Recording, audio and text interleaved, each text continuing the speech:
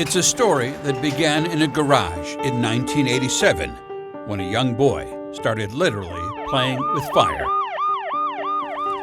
It's a story John O'Leary used to think no one wanted to hear.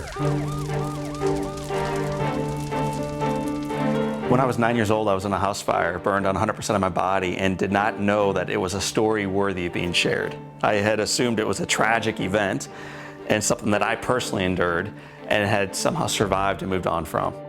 But in time, O'Leary realized his story was worth the telling, and that sharing it could help others understand the ups and downs of their own life stories.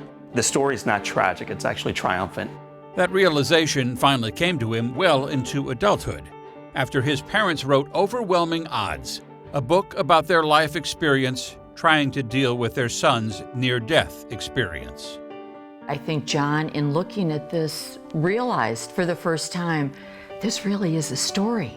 You know, I accomplished unbelievable odds, and I survived.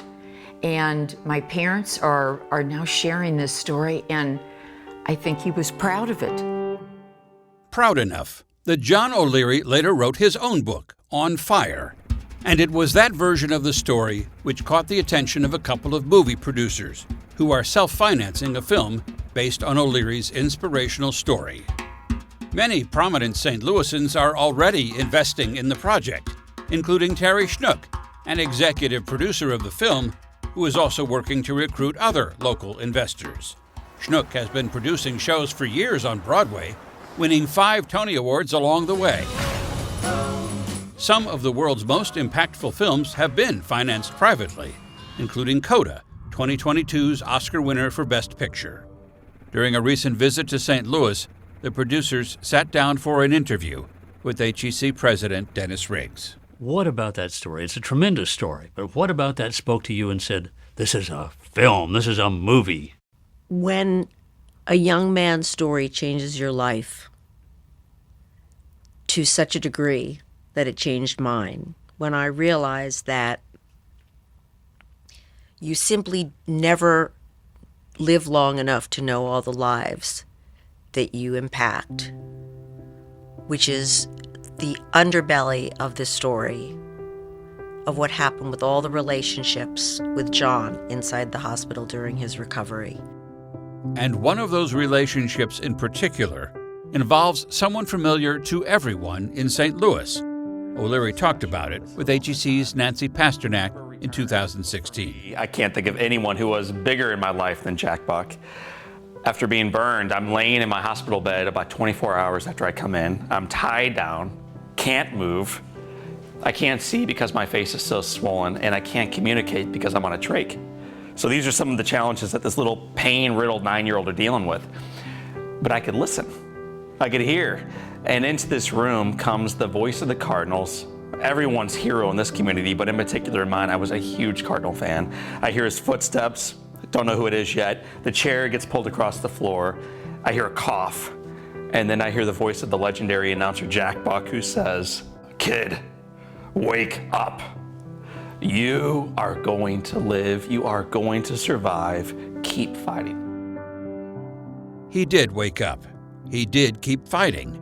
And 7 months later, the Cardinals held John O'Leary Day at Busch Stadium. But that is not where the story ends. To encourage O'Leary to learn to write again, even though his fingers had been amputated, Buck arranged for O'Leary to receive 60 autographed baseballs on the condition that he found a way to write each donor a thank you note. That's the crystal ball that he gives away. As a college graduation present, Buck gave O'Leary the crystal baseball given to him by the Baseball Hall of Fame. I think it's a universal story. I think it's an inspirational, faith-friendly story. They're the one movie still that, is a reliable box office draw, that and Marvel movies. Right now, funding the film is still a work in progress. Hey, Dad, I need your help. It's not going to be easy. I don't need easy. I just need possible. Sean McNamara, who directed the inspirational film Soul Surfer, has agreed to direct the movie version of On Fire. What more can I do? In the meantime, John O'Leary, who grew up to become a real estate developer, now works full-time delivering his message of hope as an international speaker, telling his story to tens of thousands of people every year. And when the producers are successful at raising the money they need to bring his story to the screen, it could reach an audience of millions. Production is expected to begin in 2023. What do you think this is going to do for St. Louis as this movie breaks? I think people who really know St. Louis know it's a great town anyway. But I think people who've just heard about, oh, this problem or that problem, I think people are going to see St. Louis in a slightly new light. When we look back at the darkest times in our life, we realize not only was it dark, but it's also where we grew the most. In that time, that's actually when we hit bottom, we find the foundation, we leap back forward, and we make our greatest growth afterwards. Inspiration is inspiration. Everybody loves baseball, number one, and everybody loves Jack Buck. And when they get to know John O'Leary, they will love him too.